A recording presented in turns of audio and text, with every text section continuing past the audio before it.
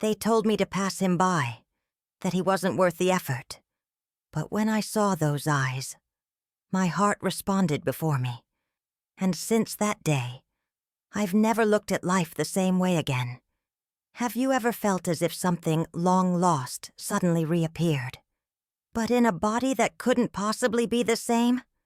Have you ever felt like the soul of someone you loved returned, only with a different face, in another time? I don't believe in ghosts like the ones in movies, but there are ghosts that have no form, only feelings, and they visit us when we least expect it. In that field in Okinawa, amid the dust and the muffled sound of distant gunshots, I saw a man who shouldn't have been there. He had no name tag. He wasn't wearing a uniform. He had a deep gash in his abdomen and a dirty rag tied around his arm. But it was the look. It was the eyes. The way he stared at me. And suddenly, I wasn't there anymore.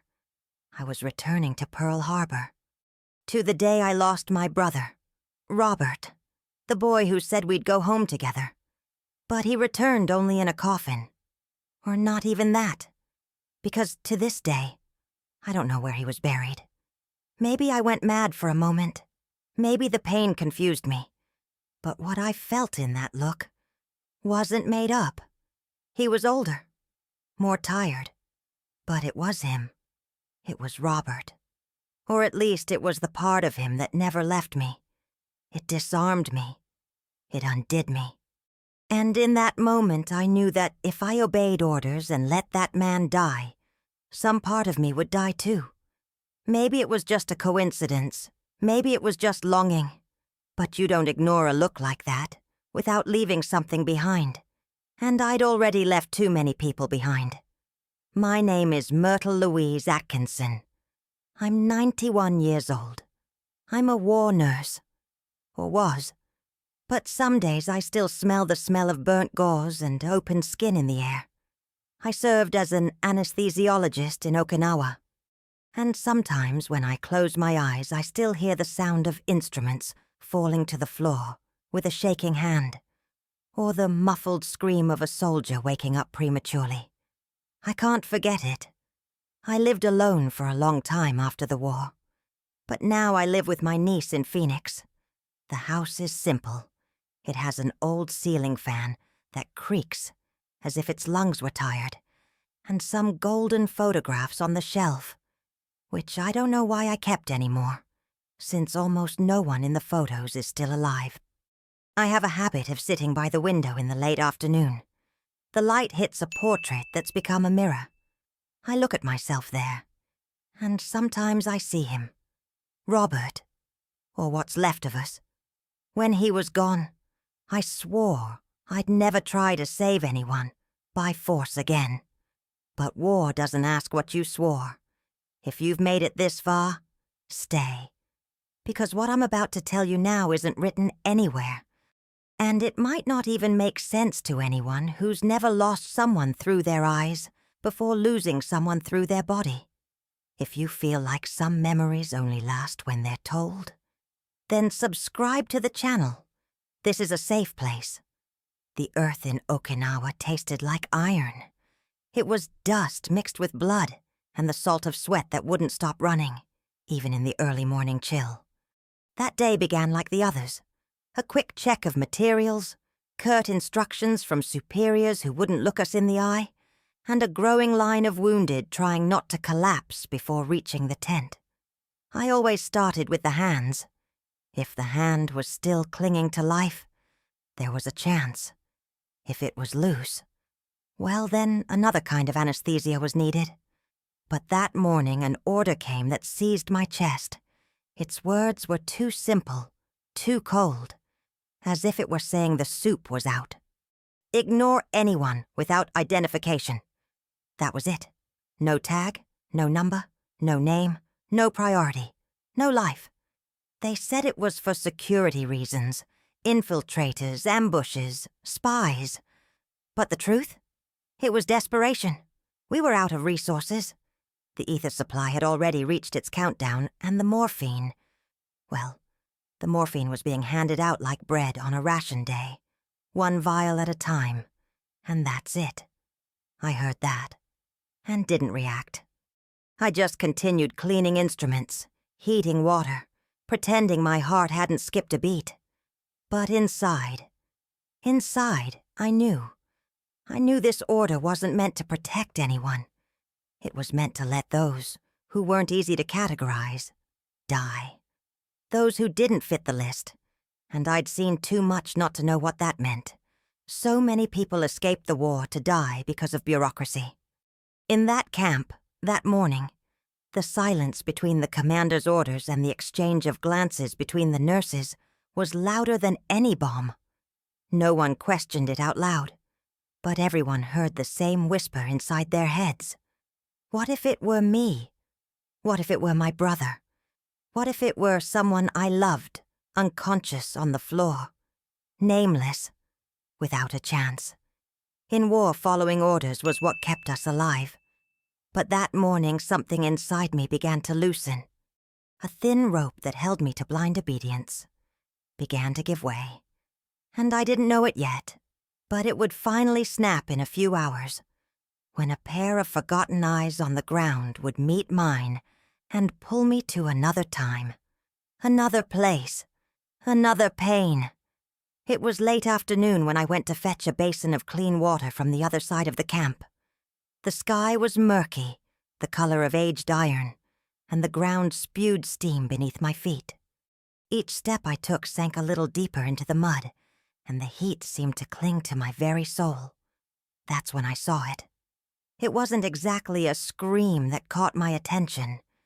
It was the absence of one.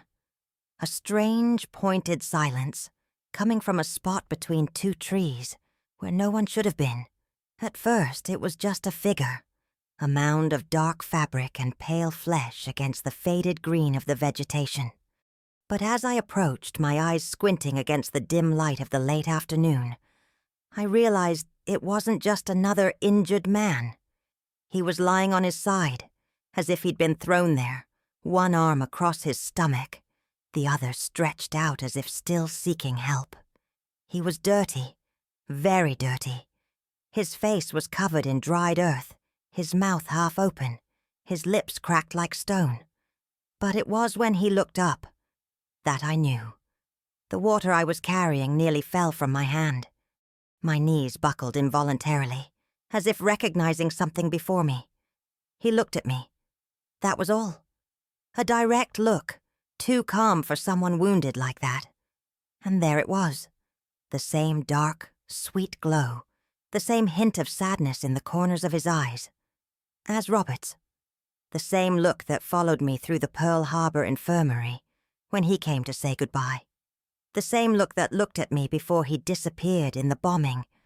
But now, older, deeper, more full of stories I hadn't known. My heart raced in a way it hadn't since I'd left the sea. I tried to find logic, to hold on to something rational. But there was nothing. Nothing but the silence, the congealed blood around him, and that look that seemed to have known me since before I existed. A look that said, "Help me," but also, "You already know me." I stopped. I stood there, unsure of what to do. The order from earlier that morning rang in my head. Ignore those without identification.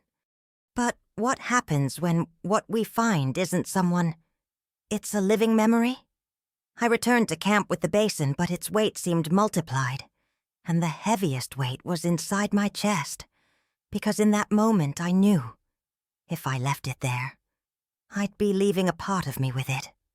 I tried to go on with my day as if nothing had happened. I continued with the same repetitive gestures, my hands washing instruments, my gaze diverting from the questions rising within me. But all it took was a second of silence, a gap between one task and another, and his face would return, the man lying near the trees. That image began to blend with another, and effortlessly, I knew where it came from. His gaze was the same, older, perhaps more hardened, but there was no mistaking it. It was as if memory had crossed time and found shelter in the eyes of a stranger. That gaze wasn't just similar. It was familiar in a way that ached. I recognized it first by the absence it carried. A hole in the center of his pupil, a silence that couldn't be translated into words but into guilt. I'd seen that before. Not in another man, but in my brother. Robert was my younger brother, the one who always had the soul of someone who sees from within. He had a way of looking at the world as if it could be more than it was. He left for war too soon, without a chance to understand what he was leaving behind. When the news of his death arrived, it didn't come with a body. It didn't come with an answer. Just absence, an absence that settled like furniture inside the house, and never left. Seeing that man, seeing that look, it was like touching absence with my fingers. It was as if the old pain took shape again, only older, as if it had survived time hidden somewhere in my skin. My bones recognized it before I did. My heart clenched with a force no logic could explain. I held my breath for hours, even when I returned to my routine. The world around me continued. Bandages changed, muffled screams, doctors shouting for compresses and syringes. But inside me, time stood still, as if it had returned, as if the blood on my gloves was no longer from that day, but from another memory. That night I couldn't sleep. I lay on the cot as if surrendering to a void. The tent roof seemed to spin, even though it was still. There wasn't enough noise in the world to silence that gaze. It was the kind of memory that needed no proof. Because when we recognize something so deeply, it doesn't matter if the name, age, or body are different. That was my brother. Somehow, it was. The next morning, before the sun had fully risen, I set out alone with a box of supplies I hadn't been asked for. It was the excuse I made for myself. I said I needed to replace bandages in a tent further away, but every step I took knew exactly where I was going. My body walked as if carrying a secret, and yet I trembled. The court was still damp from the early morning. The smell was thick of earth and flesh. I knew he could still be there, where I'd seen him the day before, but I also knew it could be too late. Maybe he'd died during the night. Maybe they'd taken his body. Maybe he'd never existed outside of my memory. But he was there, lying almost in the same spot, his chest heaving now, his skin even paler, his lips cracked like ancient slits. His eyes were still open, but they didn't see me right away. And when they finally did, there was no surprise, just a kind of quiet weariness, as if he'd known I'd be back. I knelt beside him. My knees sank into the wet earth and my hands, still gloved, hesitated before touching his face. I wiped some of the dirt from my forehead and felt my skin burn, not from fever but from fear. The fear of doing something I shouldn't, of breaking the only rule that kept us alive there. Obedience. But the pain that man carried in his body was a pain I already knew deep down. And even though everything around me screamed that he was just an absent number, a misstep, a problem we had no resources for, something inside me told me that not helping would be the real crime. I opened my briefcase slowly, like someone opening a letter that's been left unread for too long. I prepared what little I had: IV fluid, bandages, a rusty needle. His blood was thick, and the wound in his abdomen was raw. Every movement I made required me to silence the noise of my thoughts, the invisible judgment that whispered that I was choosing wrongly, that I was betraying orders, that I was betraying the living by saving a near-dead man. But I kept going, because there was something there that wasn't just about him anymore. It was about what I had lost, what had been taken from me, and everything that still hurt when I remembered it. My hands were shaking. The suture thread was slipping from my fingers, and my vision was blurry from the heat rising from the ground. But even though I was shaking, I kept going. As I stitched the wound, I felt time slow down around me. Each stitch I placed in his skin seemed to pierce not just the flesh, but something deeper, more ancient. The smell of blood mingled with my memories. And when I took his arm to apply the local anesthetic, with what was left, I noticed a detail that took my breath away for a moment. His palm was facing up, his fingers half closed. But there was a gesture there that I recognized without even thinking. It was the way he curled his thumb, slightly curling the joint, as if he were holding something invisible. It was identical. The same gesture my brother made when he was nervous and trying to hide it. The same way he rested his hand in his lap when he was silent, trying to swallow a truth that was too big. My fingers closed gently around his hand. I hadn't expected warmth. He was freezing. But I'd expected distance, and I didn't find it. That touch wasn't like the others I'd made on the many bodies that had passed by me throughout the war. It was familiar. It was intimate, even without words, even without names. For a second, my entire body wanted to recoil. The weight of what it meant was too much. What if it was just a coincidence? What if it was a hallucination of a weary woman, overwhelmed by grief, projecting ghosts onto the faces of the living? But the touch didn't lie. The texture of the skin was different, of course, thicker, more bruised. But there was something there that couldn't be explained, only felt. A silent recognition, as if my body had its own memory, separate from reason. As if touch were the only way to remember something that would never be said again. I continued to care for him in silence. I bandaged his wound, cleaned the dirt from his neck, and adjusted the cloth under his head like someone arranging a pillow in a childhood bedroom. It was a ritual too intimate for a stranger. But that's what hurt. He wasn't a stranger. Not to me. I finished what I could. I looked around. No one had seen me yet. But even if they had, I knew I couldn't stop. Not after that. What happened in that touch committed me to something bigger than orders. After cleaning the wounds and applying what painkiller I could improvise, I sat beside him for a few minutes, trying to comprehend what had just happened. Sweat trickled down the base of my neck, and the cloth of my cap was already soaked. But I didn't move. There was a stillness between us that called for no rush, just listening. He looked at me, not directly, like a plea, nor with the guilt many carry when saved by hands that didn't know their names. It was a different kind of look. It was naked, disarming, too deep to be casual, and at the same time, absolutely restrained. As if he knew any word could ruin what was being said with just his eyes.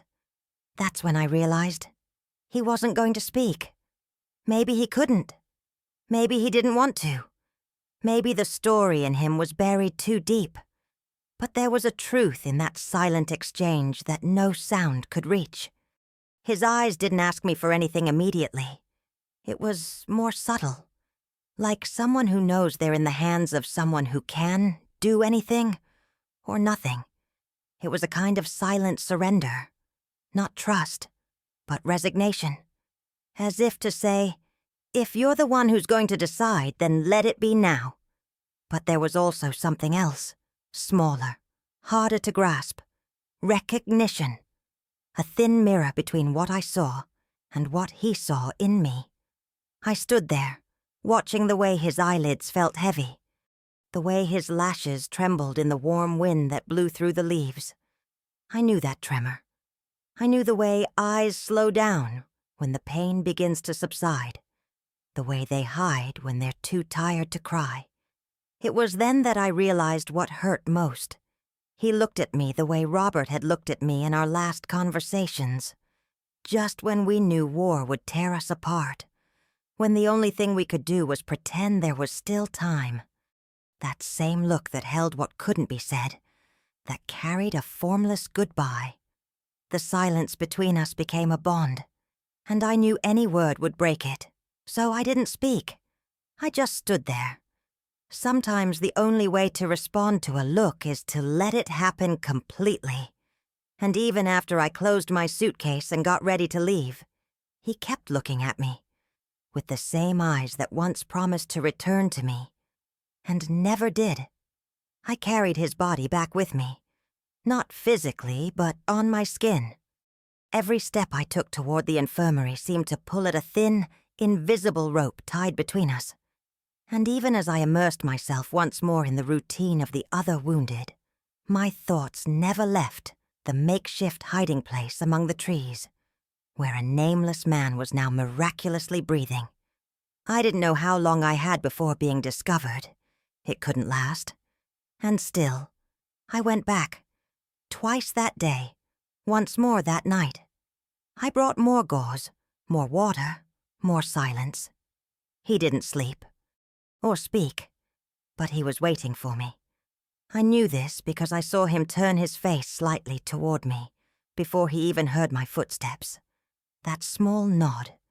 It was like a nod, like an agreement that needed no words. On the third visit, I noticed that the opening in his abdomen was beginning to close. Slowly, irregularly, but closing. His body was trying to survive, even though I didn't know if it should. So I began suturing, alone, kneeling in the dirt, without sufficient anesthesia, without time, with the light cutting through the leaves in crooked bundles.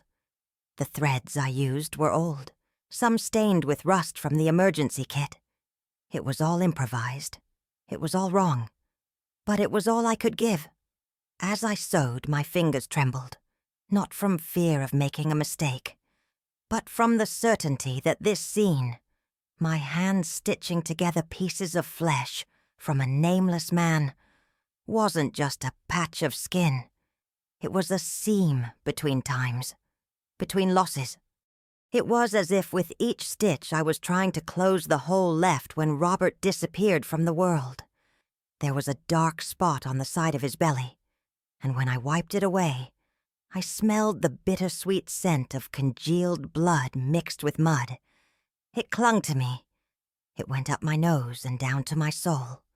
It was the smell of war, but also the smell of childhood, mixed with wet earth and charred wood. The same smell of our house after the 1938 storm, when Robert fell off his bicycle and I bandaged it with a torn sheet. I finished suturing, exhausted. Sweat was already running down my back. My legs tingled, my eyes burned.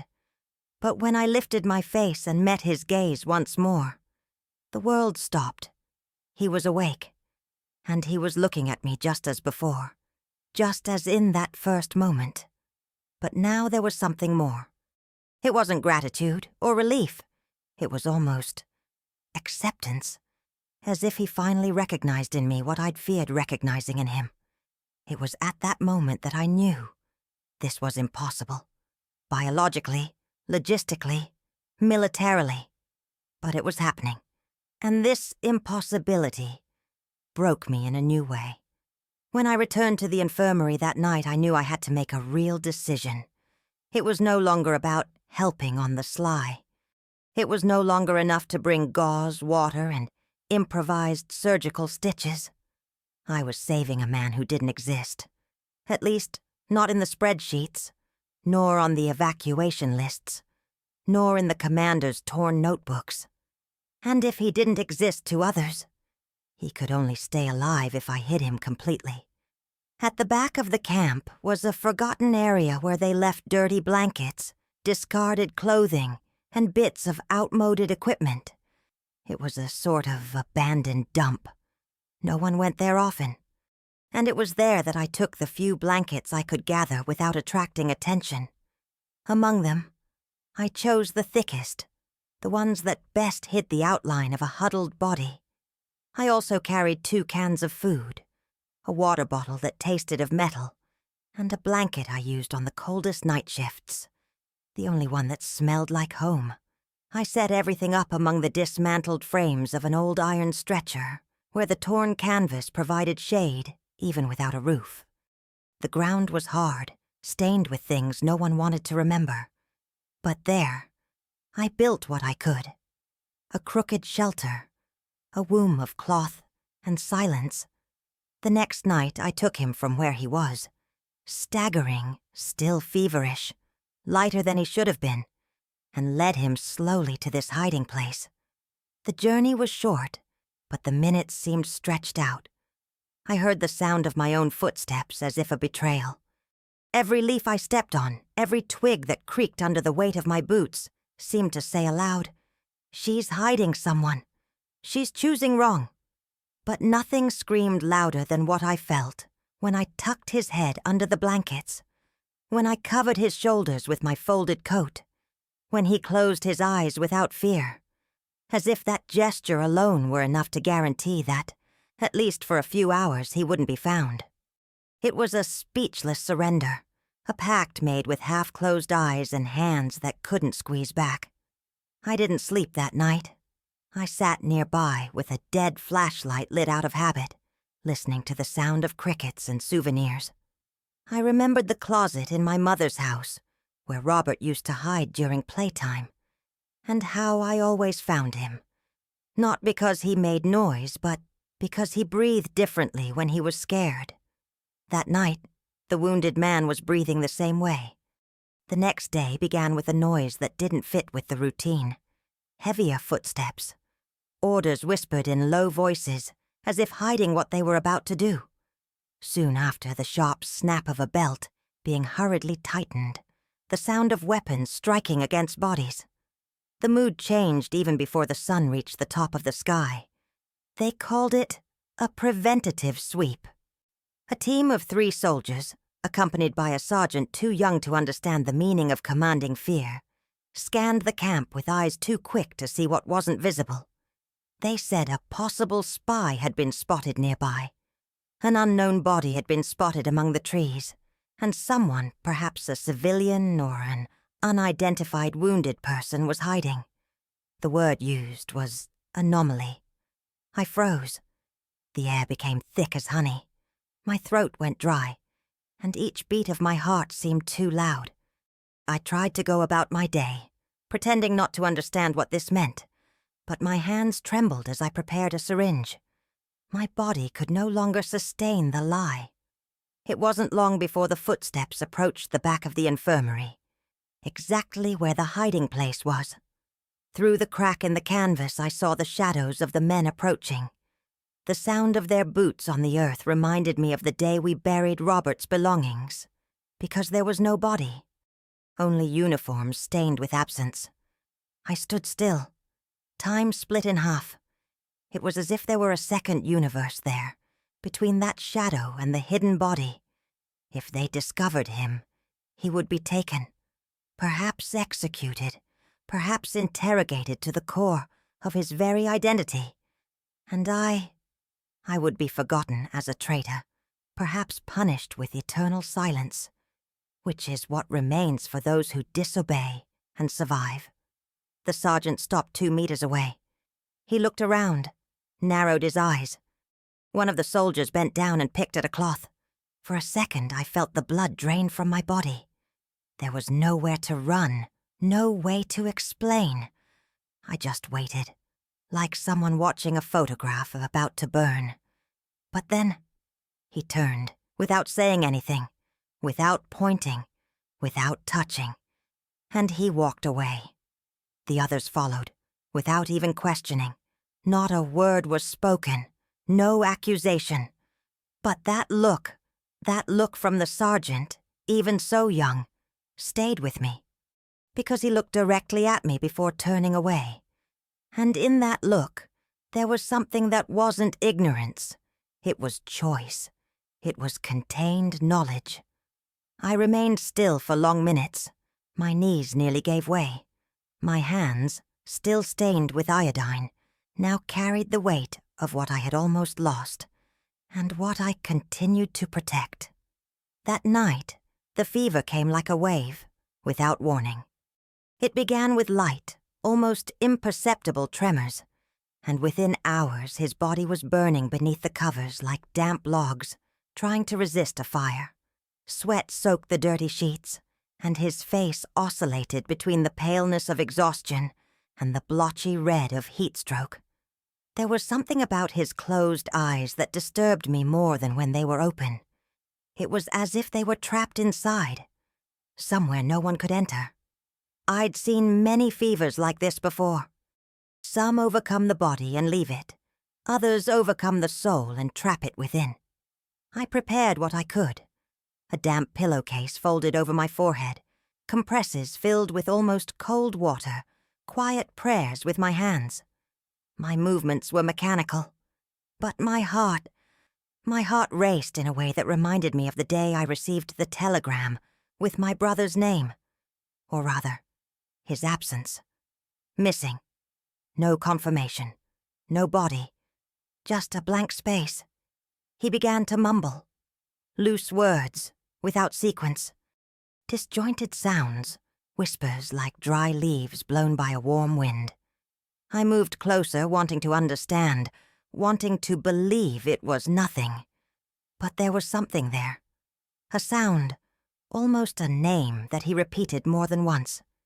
It was a familiar sound, a childhood nickname, one of those that only we know existed. I didn't react immediately. The shock came first, as a refusal. It was impossible. I must have been hearing wrong. An echo of my own pain, perhaps. But he said it again, weaker, more drawn out, and then he fell silent. A dense silence settled over me, as if my body had emptied itself from within. I felt dizzy. I sat there beside him, holding his sweaty hand, my chest aching as if it were being hastily stitched shut. It was as if that murmur had broken through a wall, not of sound but of time. That word, that forgotten name, could only have come from someone who knew what was never told. But his face, now contorted with fever, offered no answer, and perhaps he didn't even know what he'd said, or to whom. I hugged my knee to my chest and remained there, sitting on the cold floor, trying to anchor myself to the reality of the moment. But reality was no longer trustworthy. The world had become a place where a nameless wounded man whispered a memory only I could recognize. And I, who spent years trying not to remember, found myself trapped in a memory that no longer belonged to me, but that now breathed, panted, burned, there before me. There was a box that had been with me since Pearl Harbor. Small, dark wood, with rust marks on the joints, and a chip on the side, carelessly made during an evacuation. Inside were only things that never fit anywhere. A one-of-a-kind blowjob, a torn photo of a group that no longer exists, and the letter. That letter. The one that never left me, but also never found its destination. I wrote right after I received the telegram saying Robert was missing. I sat at a makeshift table with a nearly dead pencil and a page torn from a medical notebook. I wrote as if I were speaking to some soldier's mother, not ours, because our mother could no longer bear the memories. She had already buried 3 sons, and Robert was the last name she could pronounce without breaking down. I wrote separately, as if grief needed more than one body to justify itself.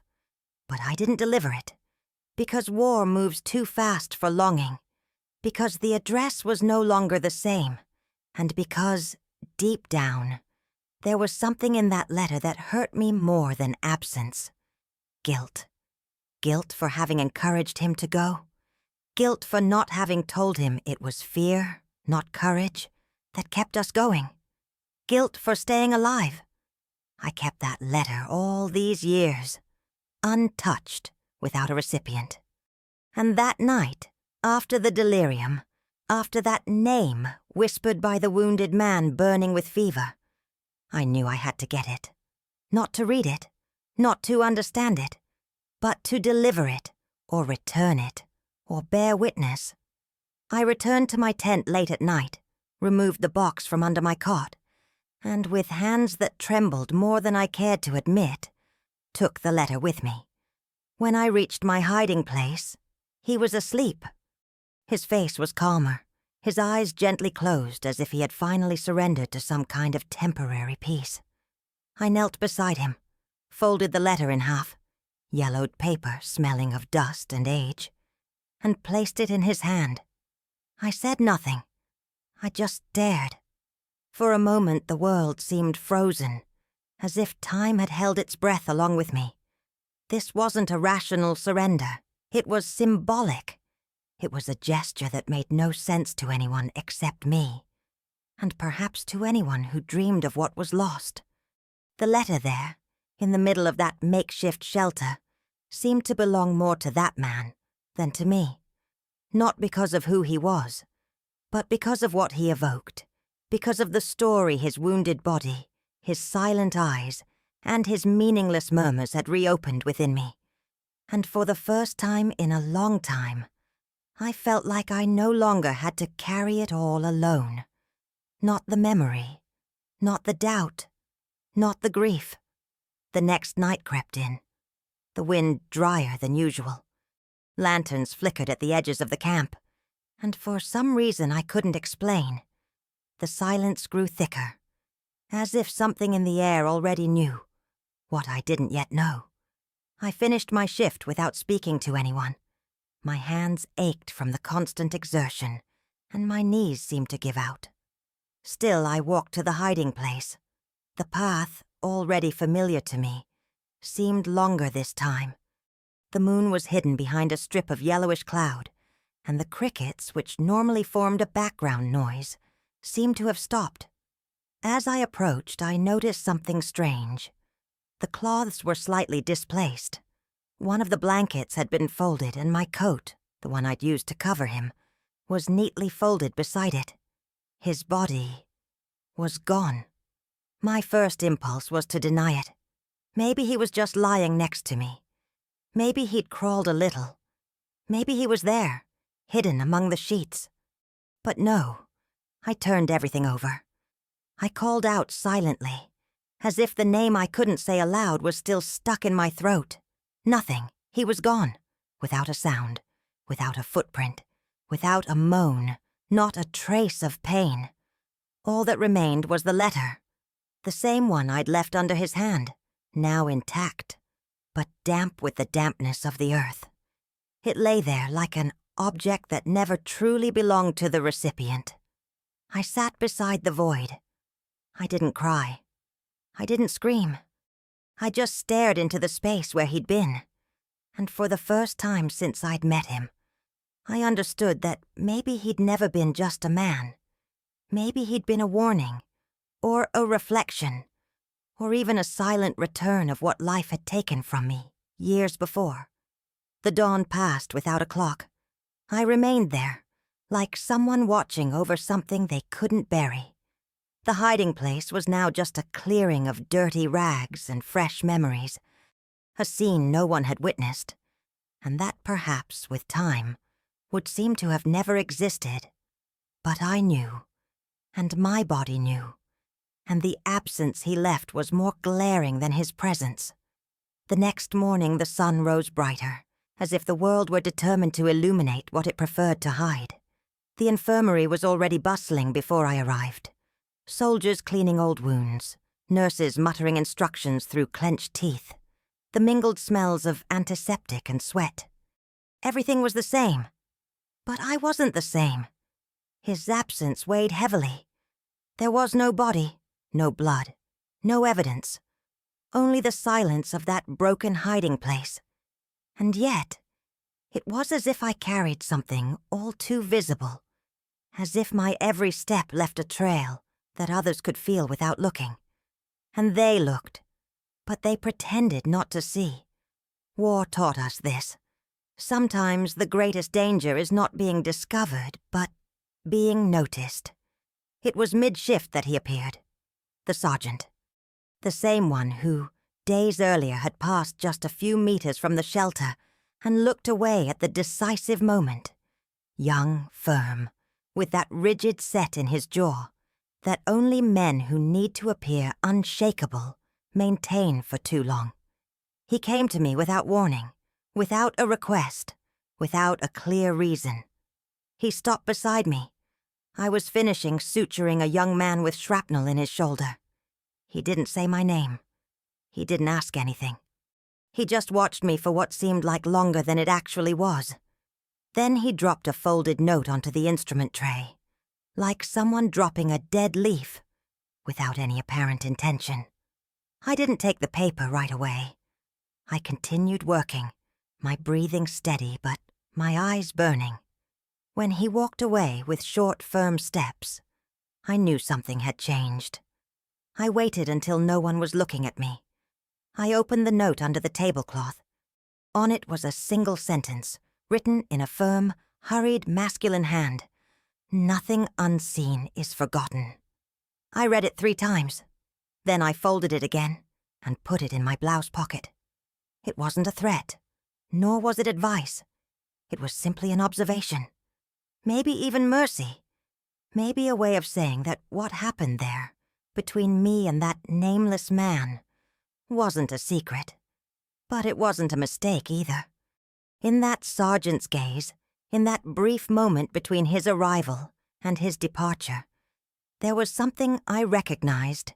He, too, had lost someone the world had told him to forget. And perhaps that's why he chose to let me do the same. Years passed between that battlefield and the day I found the photo. Enough time to change countries, languages, names, if I wanted to. But I didn't. I remained silent, like many of us. The world returned to its rhythm. The war became a book, and the names we shouted between the tents became whispered, only inside. Some days I still wake with the smell of burnt gauze in my nose. On others I find myself searching for eyes I've never found again. It was on a Sunday, much later, at a neighborhood barber shop I'd gone in just to wait for a late bus, that I saw the image. A newspaper folded on the chair. The pages were yellowed, the paper thick, the kind that sticks to your finger and takes a bit of your skin with it. I picked it up out of habit. I read it out of distraction, until a photo stopped me. It was a story about unidentified veterans, men who returned without a past, wounded without families, war silences who reappeared years later with changed names and jumbled memories. The photo was black and white, slightly blurred, but the eyes, there it was. Those same eyes, staring at the camera like someone who shouldn't be there. Older, the face thinner, the hair thinner. But it was him, or the man I hid, or maybe both. My body froze. The newspaper slipped from my lap and fell to the floor, as if it wanted to bury itself there. I picked up the page and stared at it for long minutes. No name in the caption meant anything to me.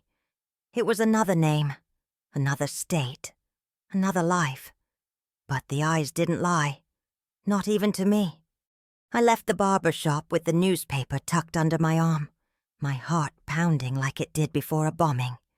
I tucked that page inside a hardcover book, between pages already bearing other silences. I never showed it to anyone. I never told anyone. Because I wasn't sure. And also because I was.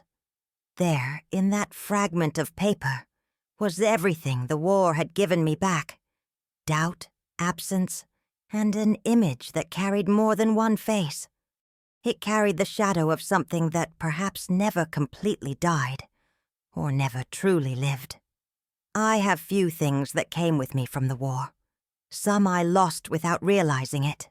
Others I left behind on purpose. But the necklace, that one never left my neck for a long time. Ancient amber, chipped on one of the stones. A gift from a patient who survived the amputation but never spoke again. She handed it to me without a word, simply placing it in the palm of my hand, her eyes still clouded with morphine and exhaustion.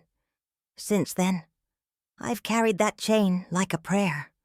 On the hardest days, I often turn one of the stones between my fingers. There's a tiny, almost imperceptible spot where the texture changes. That's where my thumb rests when memory strikes. And in recent years, every time I think of him, the nameless man, the look that disarmed me, the shared silence, that's the gesture I make. Finger on the stone, eyes closed, heart in suspense. I don't know who he was. I don't know if he was truly who I feared he was, or just someone who carried a piece of my brother in his eyes by coincidence or as punishment. I don't know if surviving was a blessing or punishment, but I know that, since that day, this necklace has weighed more heavily. And it's not because of the amber. It's because of what it reminds me of, what it holds in silence. Sometimes when I sit by the window, watching the lights of Phoenix slowly come on, I feel the weight of the stone brush against my collarbone, and I remember the first time I saw him, lying on the ground covered in blood and leaves. I remember my hand on his. I remember the fever, the letter, the photo. All of it lives here, between my chest and this chain. Maybe it was never about him. Maybe it was about me, about what I still haven't been able to bury, about what I had to hide to survive. And that, deep down, never left the place where I hid it. Amber, they say, holds warmth. Maybe that's why I hold it so close. Because deep down, there's still a part of me that believes the warmth I felt in that gaze wasn't just a memory. Sometimes I think we live collecting silences. Some are imposed, others we choose to keep. But there are those that grow alone, like moss between stones, like dust in a forgotten box. And so it was with this story. It never asked me to tell it, but it also never left me alone. Today, in this hot Phoenix house, where the fan creaks in a rhythm I already know by heart, I carry these silences as a part of me. The framed photos on the bookshelf are worn, some without visible faces. I sometimes wonder why I still keep them. Perhaps out of respect for what I've already forgotten, or what I pretended not to see. The hiding place among dirty rags, the sergeant who saw me and chose not to speak, the fever that brought to light a name no one else used. All of this lives within me like a song without a chorus. When I try to explain, the words break. And even now, speaking to you, I don't know if I'm expressing it or simply placing the pain on someone who might be able to hold it for a moment. I'm 91 years old, and I still wake up in the middle of the night feeling like I'm sewing skin in a sweaty tent, with a flashlight malfunctioning and fear in my neck. I can still smell his warm blood mingling with memories. And sometimes when I look in the living room mirror, the one with the gold frame that was always crooked, I think I see not myself but him, or what's left of him inside me. I don't know if I saved anyone in that field. I don't know if I hid a man, a secret, or just a nameless longing. What I do know is that, since then, I've never been able to look anyone in the eye without searching for something. A shadow, a gesture, a reflection. If I had opened that letter years earlier, perhaps I would have found relief. But I think it was never meant to be read. Just like this story. Maybe it only exists to be felt. And if you've made it this far, listening, then perhaps we are stitching together a piece of what was torn apart by time. This amber necklace I wear around my neck. It never truly glowed, but it warms. And when I touch it, I remember what I silently burned to keep alive what could not return. Sometimes what we save is not a body. It's an instant, a reflection, an echo. If this story struck a chord in you, maybe we're healing together, even without knowing it. Comment here, or just listen. That's enough.